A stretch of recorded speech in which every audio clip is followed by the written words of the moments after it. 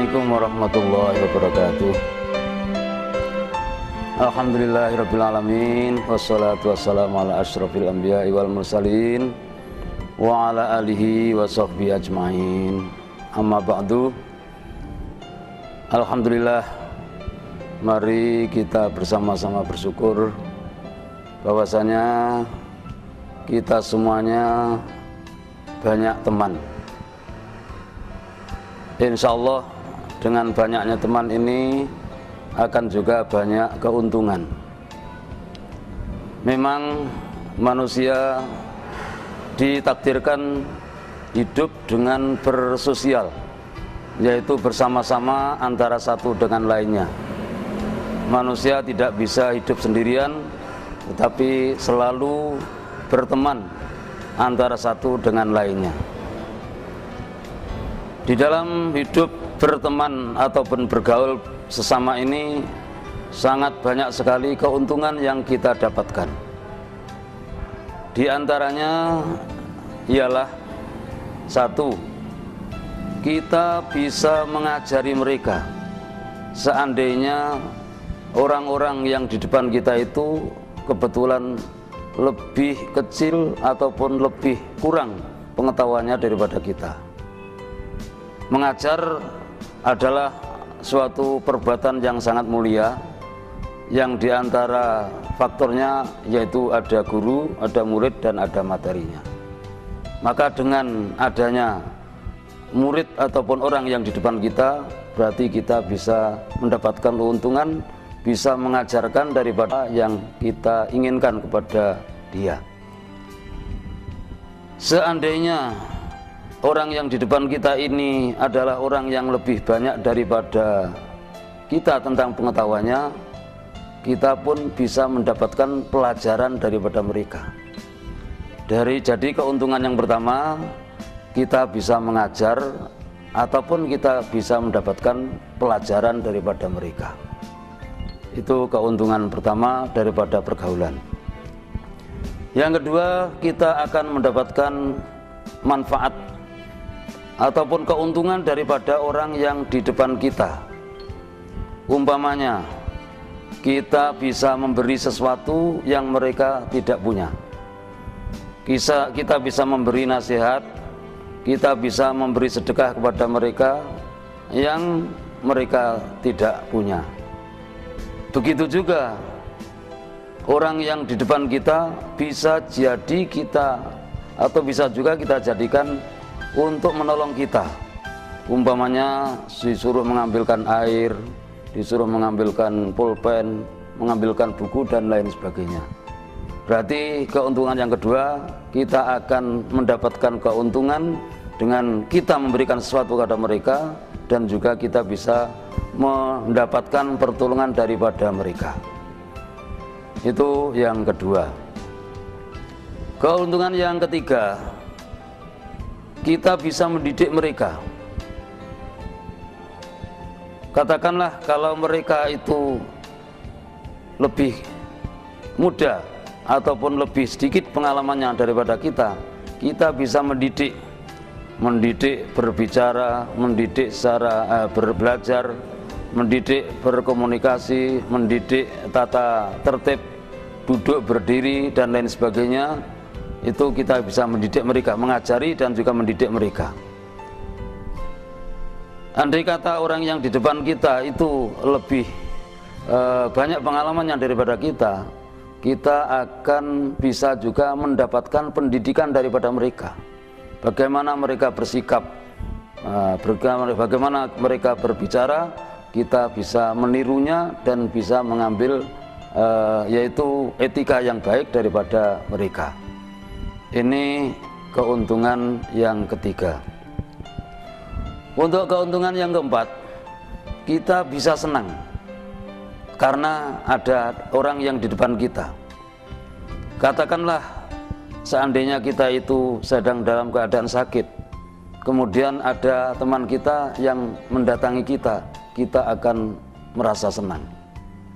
Kita dalam keadaan yang melamun umpamanya, maka ada orang yang datang menemani kita, apalagi bisa menceritakan sesuatu yang menggembirakan kepada kita, kita juga akan mendapatkan kesenangan dan keuntungan daripada mereka. Selain itu, kita juga akan bisa menyenangkan kepada orang lain. Banyak dalam kehidupan kita ini acara-acara antara satu dengan lainnya itu saling berkait. Umpamanya mereka sedang mempunyai hajat, walimatul urus, katakanlah, kalau kita datangi mereka itu akan senang sekali. Seandainya mereka dalam keadaan sakit, kita kunjungi ataupun kita datang ke tempatnya, dia juga akan lebih senang. Kalaupun dia kesusahan, umpamanya ada keluarganya atau familinya yang sedang meninggal dunia, maka kita takziah, maka mereka juga akan merasa senang. Jadi dengan pergaulan ini kita akan bisa bertambah senang, mendapatkan kesenangan, dan juga bisa juga akan menyenangkan kepada orang yang di hadapan kita ini. Ini keuntungan yang keempat. Yang kelima, kita bisa mendapatkan pahala atau keuntungan daripada mereka. Pahala ini juga sangat besar sekali. Katakanlah kita yaitu mengajak mereka untuk berbuat baik. Umpamanya datang waktu sholat, maka dengan ada dia kita mengadakan sholat berjamaah. Maka sama-sama sudah diketahui bahwasanya pahala daripada sholat jamaah itu akan lebih baik daripada sholat sendirian.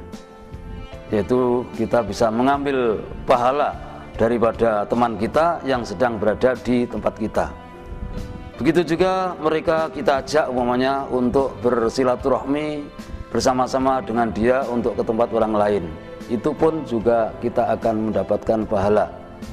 Selain itu kita juga menjadikan mereka untuk berbuat baik, umpamanya juga menjadi imam di dalam sholat jamaah.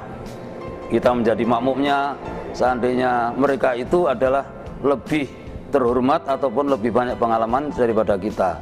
Jadi untuk keuntungan selanjutnya yang keenam, dengan adanya pergaulan antara satu dengan lainnya, kita bergaul antara satu dengan lainnya, kita akan membiasakan yaitu namanya tawadhu.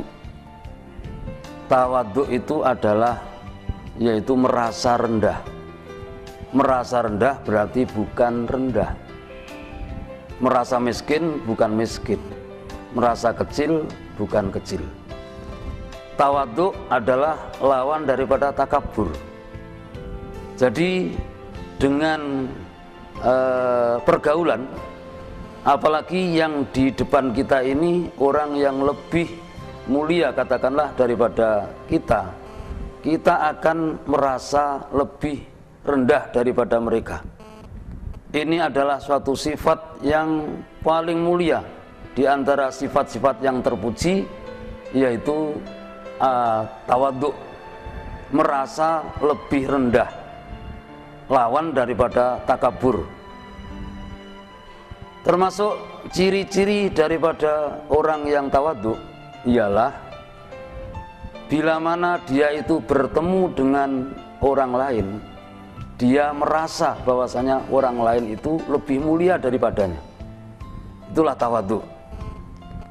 Siapa yang dijumpai oleh ratu? Kita bertemu dengan orang katakanlah petani, bahwasanya petani itu mempunyai kelebihan lebih daripada kita. Kita bertemu dengan seorang pedagang, bahwasanya kita lebih sedikit ilmunya dan dia mempunyai kelebihan daripada kita karena dia mempunyai ilmu dagang. Kalau kita bertemu dengan katakanlah pengemis, walaupun dia minta-minta, itu pun juga mempunyai sifat ataupun perbuatan yang kita tidak memilikinya.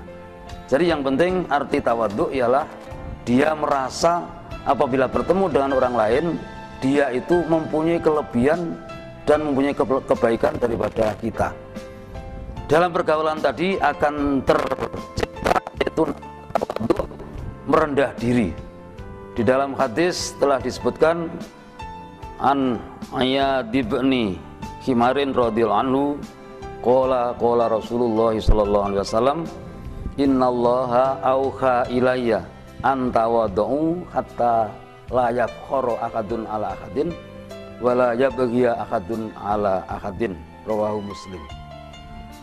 Hadis tersebut yaitu menyuruh kita semuanya untuk yaitu tawadhu.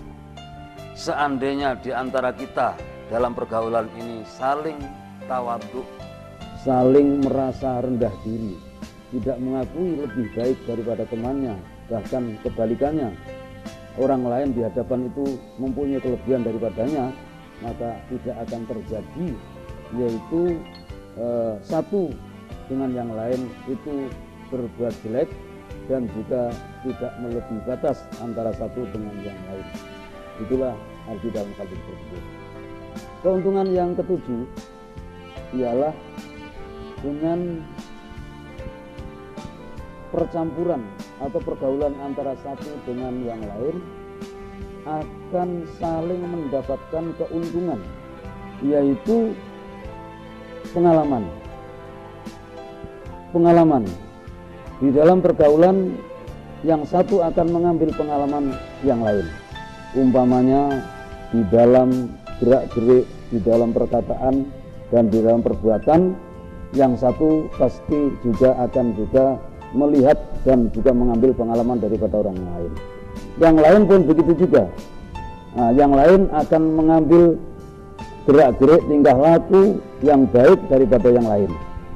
Nah, dalam pengalaman ini sangat banyak sekali, entah itu pengalaman dalam cara belajar, pengalaman dalam tingkah laku, pengalaman dalam berbuat dan sebagainya. Maka dengan adanya percampuran ataupun pergaulan antara satu dan lainnya, ini akan diambil oleh masing-masing saling mengambil keuntungan daripada yang lain, daripada pengalaman yang didapatinya.